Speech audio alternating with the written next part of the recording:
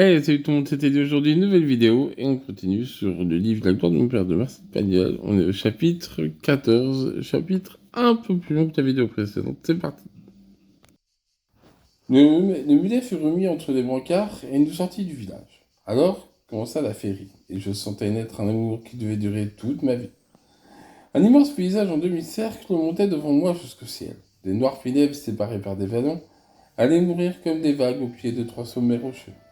Autour de nous, des groupes de collines plus basses accompagnaient notre chemin qui serpentait sur une crête entre deux vallons. Un grand oiseau noir, immobile, marquait le milieu du ciel et de toutes parts. Comme d'une mer de musique, montaient des rumeurs cuivrées des cigales. Elles étaient pressées de vivre et savaient que la mort viendrait avec le soir. Le paysan nous montra le sommet qui soutenait le ciel au fond d'un paysage.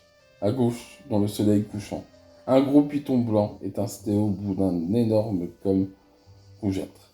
Celui-là, dit-il, c'est Tête Rouge. À sa droite brillait un pic bleuté, un peu plus haut que le premier. Il était fait de trois terrasses concentriques, qui s'élargissaient et descendaient comme les trois vallons de la pèlerine, la fourrure de Mademoiselle Guimard. Celui-là, dit le paysan, c'est le Taoumé. Puis, pendant que nous admirâmes cette masse, il ajouta: on lui dit aussi le tubé. Qu'est-ce que ça veut dire demanda mon père. Ça veut dire que ça s'appelle le tubé, ou bien le taoumé. Mais quelle est l'origine de ces mots?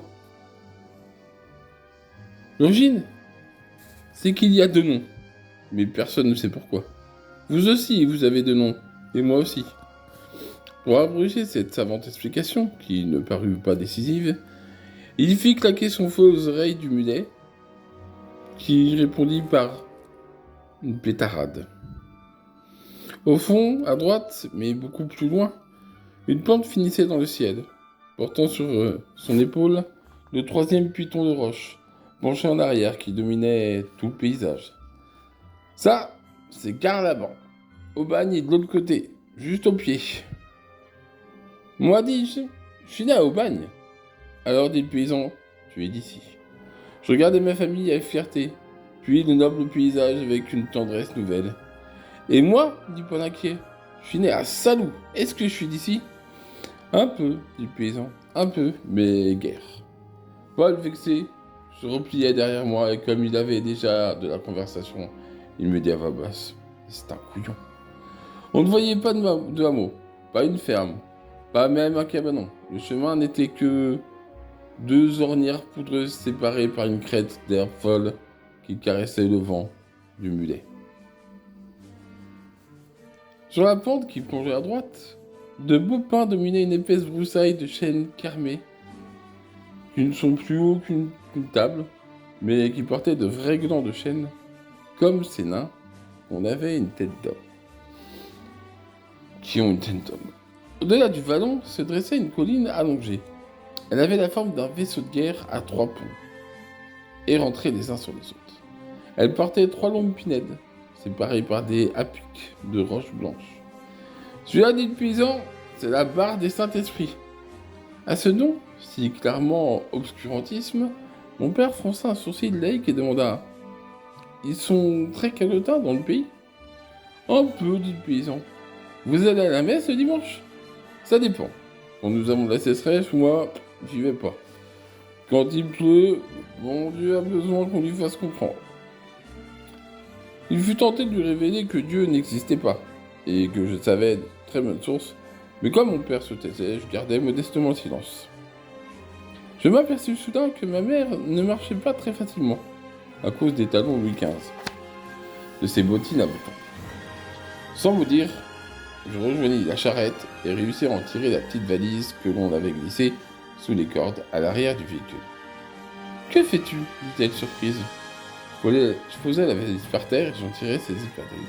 Elle n'était pas plus grande que les miennes et me fit un merveilleux sourire de tendresse et dit: gros bêta, on ne peut pas s'arrêter ici. Pourquoi? Nous les rattraperons. Assise sur un rocher au bord de la route, elle changea ses chaussures.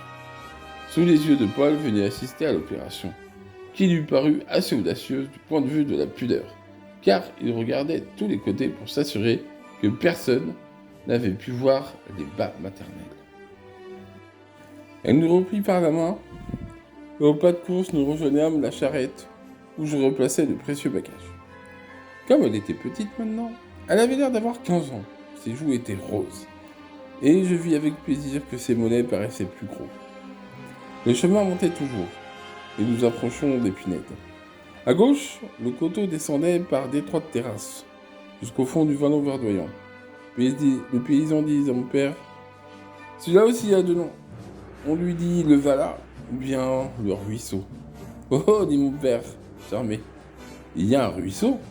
Bien sûr, dit le paysan, et un beau ruisseau. Mon père se tourna vers nous. Les enfants, au fond du vallon, il y a un ruisseau. Le paysan se tourna à son tour et ajouta, quand il peut, bien entendu. Les terrasses de ce Vala étaient couvertes d'oliviers, à 4 ou 5 troncs, plantés en rond. Ils se penchaient un peu en arrière pour avoir de la place, d'épanouir leur feuillage qui formait un seul bouquet. Il y avait aussi des amandiers d'un vert tendre et des abricotiers luisants. Je ne savais pas le nom de cet arbre, mais je l'aimais aussitôt. Entre eux, la terre était inculte et couverte d'une herbe jaune de brune dont le paysan nous apprit que c'était de la baouko. On aurait dit du foin séché. Mais c'est là que son teint naturel. Au printemps, pour participer à l'allégresse générale, elle fait un effort et verdit faiblement. Mais malgré cette pauvre mine, elle est vivace et vigoureuse, comme toutes les plantes qui ne servent à rien. C'est là que je vis pour la première fois des touffes d'un vert sombre qui émergeaient de cette baouko et qui figuraient des oliviers en miniature. Je quittai le chemin, je courus toucher leurs petites feuilles. Un parfum puissant s'éleva comme un nuage et m'enveloppa tout entier. C'était une odeur inconnue, une odeur sombre et soutenue qui s'épanouit dans ma tête et pénétra jusqu'à mon cœur. C'était le thym, où pousse gravier et garrigue. Ces quelques plantes étaient descendues à ma rencontre pour annoncer au petit écolier le parfum futur de Virgile. J'en arrachai quelques brindilles et je resoignis la charrette en les tournant sous ma narine. « Qu'est-ce que c'est » dit ma mère. Elle les reprit, respira profondément. « C'est du thym frais, dit-elle. On fera des civets merveilleux. »« Du thym » dit François, avec un certain mépris. « Il vaut mieux une pêtre d'ail. »« Qu'est-ce que c'est ? C'est comme une espèce de thym, et en même temps c'est une espèce de menthe. Mais ça ne peut pas se dire. Je vous en ferai voir. » Il parle ensuite de la marjolaine, du romarin, de la sauge, du fenouil. Il fallait embourrer le ventre du lièvre ou bien le hacher fin, avec un gros bout de lard gras. Ma mère écoutait très intéressée. Moi, je ferais les brindilles sacrées, et j'avais honte. Le chemin montait toujours, franchissant de temps à autre un petit plateau. En regardant en arrière, on voyait la longue vallée de l'Ivaume, sous une traînée vaporeuse, qui allait jusqu'à la mer brillante. Paul trottait de tous côtés. Il frappait avec une pierre sur le tronc des amandiers, et de voler les cigales fuyaient, vibrantes d'indignation. Il y eut une dernière côte, aussi rude que la première. Grâce à une volée de coups de trique, le mulet, sous un dos en arc de cercle, qui se détendait brusquement, en hochant la tête à chaque coup de collier, tira par saccades la brinque-ballante charrette, dont le chargement balançait, comme la tige d'un métronome, arraché au paysage des branches d'olivier.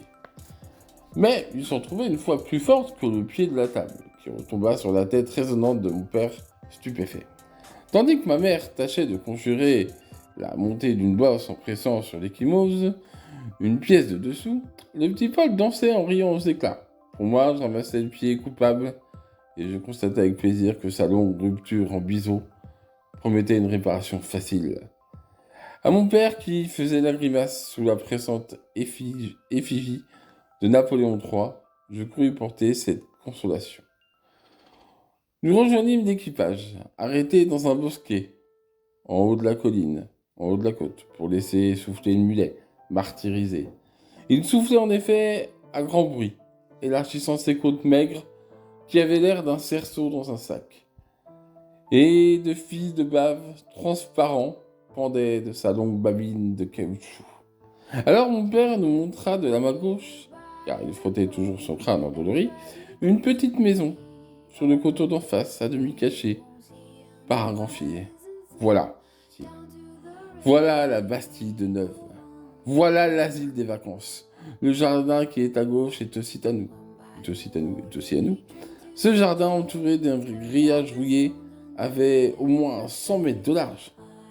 Je ne pus y distinguer d'autre qu'une petite forêt d'oliviers et d'amandiers qui mariaient leurs branches folles au-dessus des broussailles enchevêtrées. Mais cette forêt vierge en miniature, je l'avais déjà vue dans tous mes rêves. Et, suivi de Paul, je m'élançais en criant de bonheur. Et voilà, c'est tout pour moi aujourd'hui. C'était le chapitre 14 du livre de Marcel Pagnol, La gloire de mon père. Pensez à laisser un like, un commentaire, un abonnement si ça vous a plu, ça me ferait super plaisir. C'était Teddy, merci.